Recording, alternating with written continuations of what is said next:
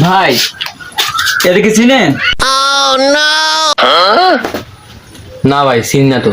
ভাই ও 99টা মার্ডার কইরা এখন জেল থেকে পালাইছে, পলাতক আসামি।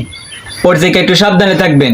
ও যদি কখনো আপনার দোকানে আসে তাহলে ও যা করে তাই মাইনা নিবেন, ও যা চায় তাই দিয়া দিবেন।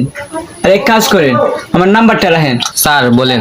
07 43 94 95 32। ভাই ও কিন্তু মারাত্মক আসামি, ও যা চায় তাই দিয়া দিবেন। এই ঠান্ডা দে ভাই নেন। বিস্কুট দে। কি করে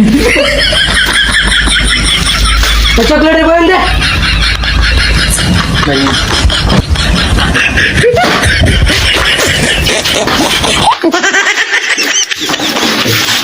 ভাই বিলটা।